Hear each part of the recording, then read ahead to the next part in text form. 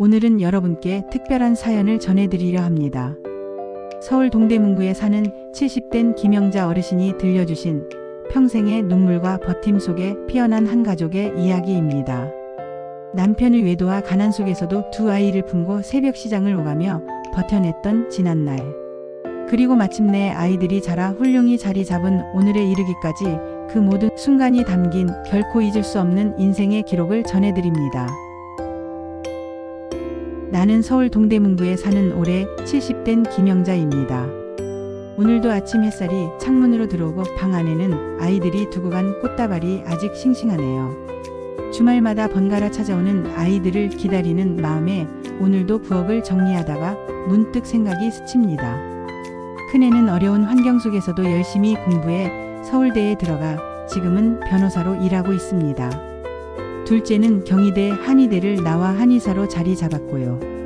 둘 다 학비를 벌려고 아르바이트를 하며 스스로 길을 개척했기에 더 기특하고 자랑스럽습니다. 명절이면 꼭 같이 와서 밥도 해주고 이제는 나를 챙기는 어엿한 어른이 되어 있죠. 힘겹게 살아온 세월 속에서 아이들과 함께 버텨온 우리의 이야기를 오늘은 풀어보려 합니다. 웃을 날보다 눈물의 밤이 많았던 시절, 그 모든 순간을 지나 여기까지 온 길을 말이죠. 내 나이 30이 되던 해였습니다. 평소와 다름없는 날이었죠. 아이 둘 밥 먹이고 잠재우고 설거지를 막 끝냈을 때였습니다. 그때 전화 한 통이 왔습니다. 남편이었어요. 이제 집에 안 들어온다며 애들하고 잘 살으라더군요. 목소리는 담담했습니다. 그때는 몰랐죠. 남편이 만난 여자가 누구인지. 나중에 알게 된 건데 그 여자는 예전에 우리 부부가 친하게 지내던 회사 동료의 아내였습니다. 그 친구는 재작년에 회사에서 사고로 갑작스럽게 세상을 떠났고 혼자 남은 친구 아내를 위로한다고 몇 번 우리 집에 불러 술도 마시곤 했던 사람이었어요. 그리고는 1년 넘게 연락도 없던 사람이었는데 남편이 뒤에서 따로 만나며 술자리를 이어가더니 정분이 난 거였죠. 그가 남기고 간 건 단칸방 월세 보증금 20만 원뿐이었고 통장에는 돈 한 푼 없었습니다. 연탄도 몇 장 남지 않아 아이들과 겨울을 어떻게 나야 할지 막막하기만 했습니다. 그날 밤 2살과 4살 아이가 자는 옆에서 나는 소리 죽여 울었어요. 창문 밖 겨울바람 소리와 내 흐느낌만 가득했던 긴 밤이었습니다. 그때부터였죠. 두 아이를 먹이고 재우고 키워내야 하는 전쟁 같은 날들이 시작된 건 그 다음 날부터 장터를 돌며 발품을 팔았습니다. 새벽 공기는 유난히 매서웠고 손끝은 늘 얼어 있었습니다. 아침이면 공장 앞에 서서 인부 자리를 기다리며 아이들 손을 꼭 붙잡은 채 추위를 견뎠죠. 공장 문이 열리면 겨우 하루 품삯을 약속받고 아이들을 옆에 두고 먼지 가득한 바닥을 쓸고 무거운 자재를 옮겼습니다. 점심 무렵이면 다시 시장으로 향했습니다. 사람들로 북적이는 장터 속에서 아이들을 데리고 상자 나르는 일을 했습니다. 큰애는 내 옆에서 땀을 닦아주며 엄마 힘내라고 속삭였고 작은애는 내 등에 엎인 채 꾸벅꾸벅 졸았죠. 어느 날은 떡집에서 일거리를 얻었는데 좁은 부엌 구석에서 떡을 싸며 아이들이 내 치맛자락에 기대 잠들던 모습이 아직도 눈에 선합니다. 밤에는 다시 식당으로 가서 설거지를 했습니다. 등에 업은 작은애가 내 어깨에 고개를 기대고 자는 동안 차가운 물에 손을 담그고 허리 굽혀 쌓인 그릇을 닦았죠. 졸음이 쏟아져 눈이 감길 때면 그릇 부딪히는 소리에 정신을 붙들곤 했습니다. 집으로 돌아오는 길은 어둡고 길었습니다. 비탈길을 올라 겨우 방에 들어서면 방은 살얼음처럼 차가웠습니다. 아이들을 조심스레 내려놓고 매일 다짐했습니다. 엄마가 꼭 지켜줄게, 걱정 마. 그 작은 손을 잡고 있으면 가슴이 저려왔습니다. 그래도 그 작은 손이 내 손을 꼭 쥐어줄 때면 엄마 괜찮아 하는 듯 느껴져 눈물이 솟구쳤습니다. 그 애들 덕에 내가 버틸 수 있었어요. 아이들 없었으면 진작 주저앉았을 겁니다. 어느 날은 둘째 아이 열이 펄펄 끓었지만 병원에 갈 엄두도 못 냈습니다. 해열제 하나로 버티며 아이를 품에 안고 이마에 젖은 수건을 얹어놓고 혹시 숨이 가빠질까 한시도 눈을 떼지 못한 채 조용히 기도했습니다. 창밖에서는 겨울바람이 매섭게 불고 방 안은 숨소리와 내 흐느낌만 가득했죠. 아이 숨소리를 들으며 겨우 눈을 붙이고 새벽이면 다시 장터로 나갈 준비를 했어요. 내 청춘은 공장기계 돌아가는 소리, 시장 상인들의 외침, 차가운 바람에 떨던 아이들의 숨결과 작은 손의 온기로 버텼던 지난 세월이었습니다. 세월은 그렇게 흘러 어느새 아이들이 자라났습니다. 큰애는 어려운 형편 속에서도 밤마다 책을 붙들고 공부하더니 결국 서울대에 합격했습니다. 새벽녘에 합격증을 들고 들어와 엄마나 해냈어라고 외치던 그 얼굴을 잊을 수가 없습니다. 눈물이 터져 나와 아이를 끌어안고 한참을 울었죠. 대학에 다니면서도 학비와 생활비를 스스로 벌겠다고 아르바이트를 전전하며 버텼습니다. 식당 서빙, 편의점, 과외 쉬는 날 없이 뛰어다니며 학업을 놓지 않았죠. 작은애도 형을 따라 열심히 공부해 경희대, 한의대에 합격했습니다. 두 아이 모두 자기 힘으로 길을 개척해 나가는 모습이 얼마나 기특하던지 가슴이 벅차 올랐습니다. 둘이 대학을 다니던 시절 나는 여전히 허드렛 일을 하며 살림을 꾸렸지만 아이들이 스스로 제자리를 찾아가는 모습이 큰 힘이 됐습니다.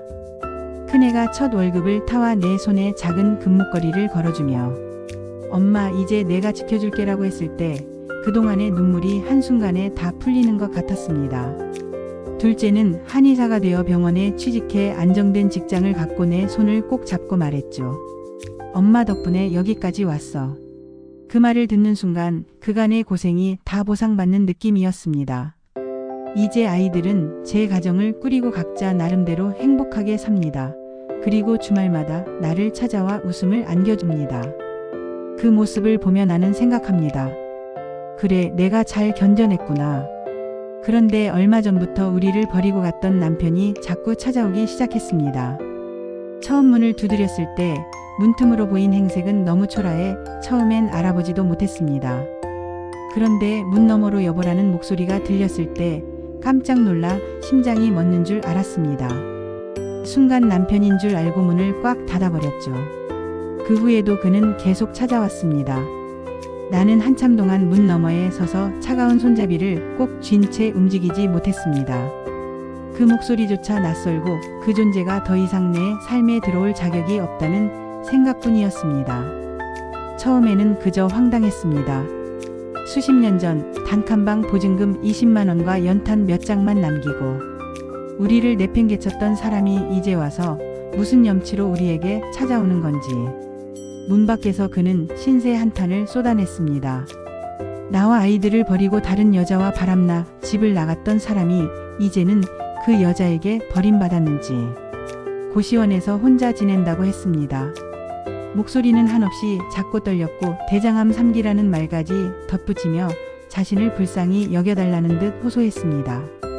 나는 문 안쪽에 서서 그 말을 듣는데 그가 정말 내가 알던 사람인지조차 의심스러울 만큼 낯설고 멀게 느껴졌습니다. 그 목소리에는 후회와 한탄만 가득했지만 나에겐 이미 그 모든 게 공허하게만 들렸습니다. 아이들도 처음에는 말을 잇지 못했지만 어느 날 큰애가 조용히 말했습니다. 엄마, 저 사람 그냥 내버려둬. 우린 엄마랑 살아온 세월이 전부야. 그 말을 듣는 순간 분노보다도 서글픔이 몰려왔습니다. 이 사람이 아버지라는 이름으로 우리를 찾을 자격이 있을까? 내 마음은 이미 다친 지 오래였습니다.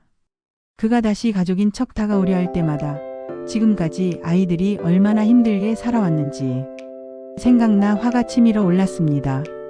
그 분노를 누르며 나는 냉정히 말했습니다. 이제 와서 무슨 낯으로 여길 오는 거야. 당신이 버린 건 우리 가족이야. 우리 인생에서 당신이 설 자리는 없어.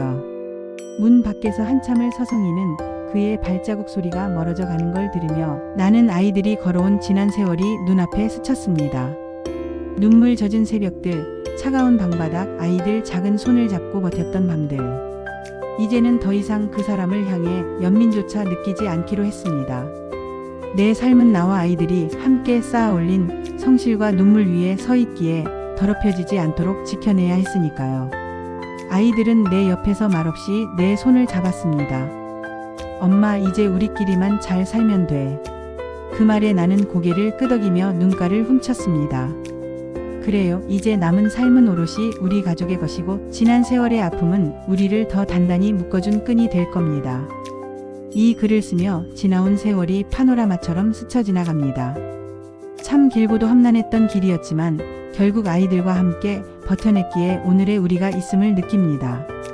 혹시 이 글을 읽는 분들 중에 지금 혼자 아이를 키우며 버티고 있는 분이 계신가요? 끝이 안 보이는 터널 같아도 분명히 빛은 있습니다.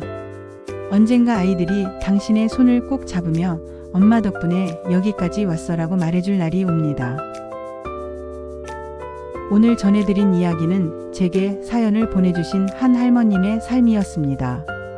이렇게 힘겹게 살아온 분들의 이야기를 앞으로도 영상으로 전하고 싶습니다. 여러분이 겪어온 사연을 댓글이나 메일로 보내주시면 더 많은 사람들에게 용기와 위로가 될 수 있도록 전하겠습니다. 이 긴 글을 끝까지 읽어주신 모든 분들께 감사드립니다. 구독과 좋아요는 저에게 큰 힘이 됩니다.